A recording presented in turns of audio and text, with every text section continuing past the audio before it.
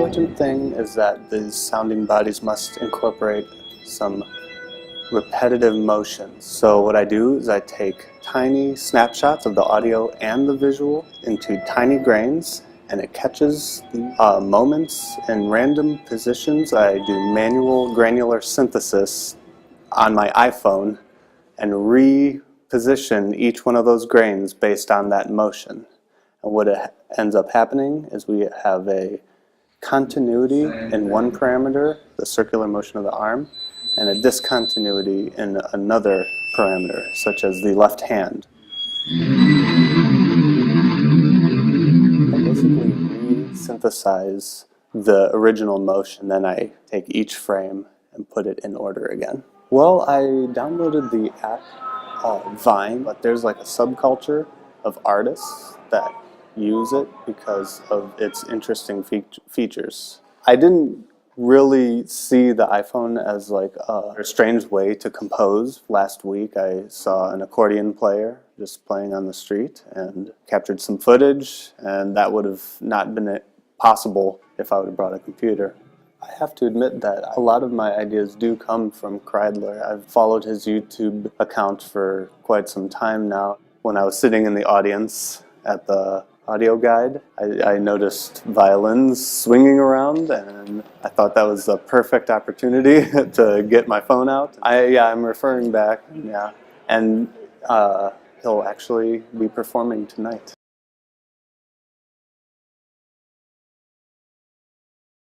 So I took a chair and I put 8 vibration speakers on it so that the audience can feel the vibration on their body.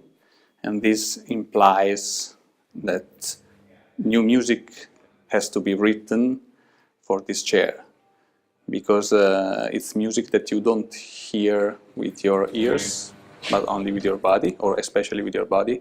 The parameters of traditional music are not the same, and in this new way of working, because pitch is not anymore a relevant parameter. So the most relevant parameter for me is how sound travels as vibration through the body of the listener. For me, it's not the result on the body of the audience, but it's how to conceive music which doesn't depend on the traditional parameter. So my accent is on the composition. So I have 8 speakers on the chair, thinking about directions, so from up to down, from the feet to the head, or I can try to do a circle. And other parameters, for example, is dynamics, so there is a different response, perceptive response if you have a big crescendo or a diminuendo. And also polyphony is very interesting. We can work with tempo and with rhythm. In that case, we have somebody who's knocking on our body. Well, I didn't hide the techniques, because, as I said before, the focus is not on the design, but how to write music with different starting points.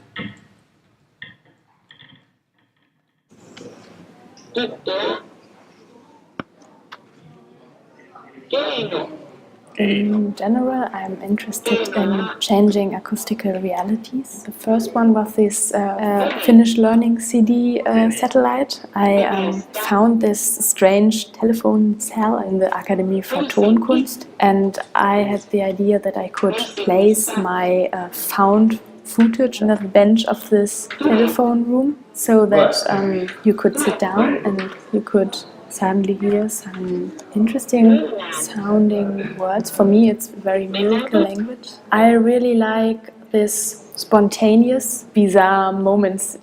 In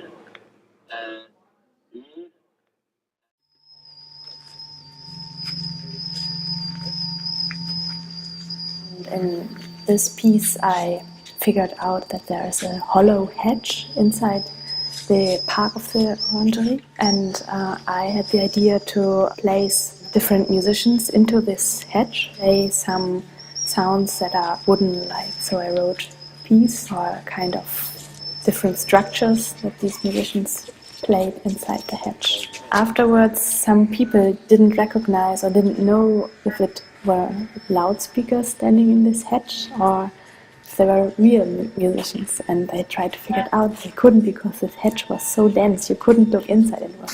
It was dark outside.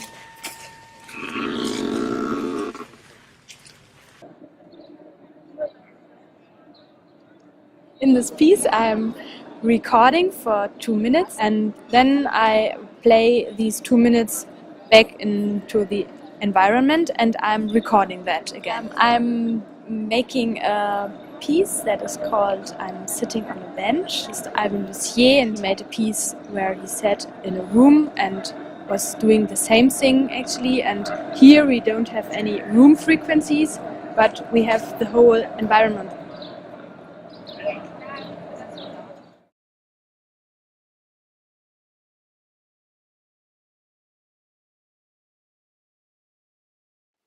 My project is a video installation and sound installation, and the title of the installation it's a graphical title.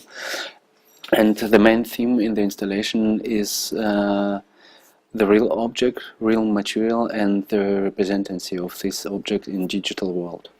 The starting point was the work chair from Kossuth. I had the feeling there could be one connection to it. You have chair, and on the right side of the chair you have the representation of this chair, and the audience has also the possibility to take place on this chair and to be representative. And another idea was the question of the time. What does it mean to be at a different place at the same time? In digital world, I had the decision to make short recordings of the person and overlap them. So you have digital jitter in the picture somehow from movements. I think for me it's quite interesting to see how the people work with this system and what it means if I'm on the chair. After a couple of seconds I see me on my right side.